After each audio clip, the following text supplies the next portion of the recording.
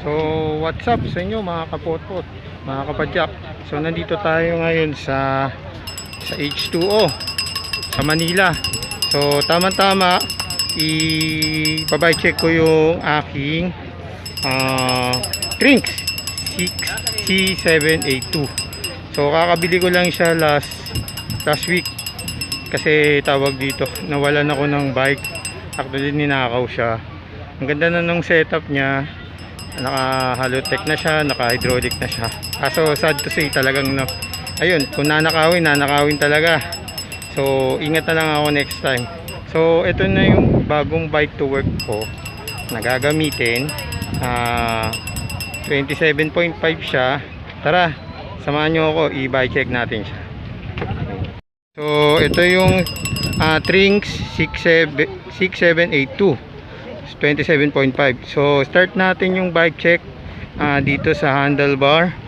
Ito yung regular size ng handlebar nila ng Trinx. So ito naka-stem, yan Trinx din. Tapos ito yung frame nila, medium size daw to na 27.5. Yan, and then naka ano na siya, internal cable na siya. Ayun, so plus point siya. And then dito sa port meron siyang lock. Ayan, meron siyang lock. Ayan, ayun. So hindi ko na kailangan bumili pa ng ibang port, tiyagaan ko na yan. And then yung gulong niya, yan, CST Alternards 27.5.1.95. ayan. And then naka pa siya, naka quick release, naka siya, yan. Tapos stock lang, ordinary lang na hub. So ayun, balik tayo dito sa kabila. Yan, yun. Tapos dito tread type, ayan, tread type. Tapos 8 speed yan, 1, 2, 3, 4, 5, 6, 7, 8. And then naka na siya, Shimano Tourney. Ayan, pwede siya sa 7 speed, pwede siya sa 8 speed. Hindi ko lang pwede sa 9 speed kasi hopefully sa pag na ko na siya, nalaspag ko na siya, gagamitin ko na yung pang 9 speed ko. Ayan, tapos yung crank set nya, power wheel, nakatibay siya, so 3x8. Ayan, tapos ayan, tapos tawag dito, yun yung nya, yung tawag, yung seat post nya, tawag dito.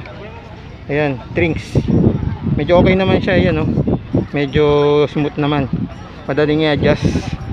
And then dito sa saddle, San Marco, medyo hindi ako familiar dito pero sabi nila pwede, okay naman siya pang MTB, okay din pang road bike. Then dito saddle bag, ayan. Tapos ito na lang yung natira sa ko, sa bag ko, Rock Bros, yan. And then yun, tapos naka siya, naka hydraulic na siya, X-Part. Ayan, so marami na nag-review nito, sabi nila okay naman daw. Basta pagkabili mo, check mo kaagad kung may problem para madaling mapalitan. Yan, so yan yung Trinx 27.5 C782. yan, sana tama ako doon sa description ko sa bike ko. And then dito hopefully ko siya, malagyan ko pa siya ng mga ibang setup. Okay, so yun lang mga kapotpot. Ride safe sa inyo, and tawag dito, have a nice day. Salamat.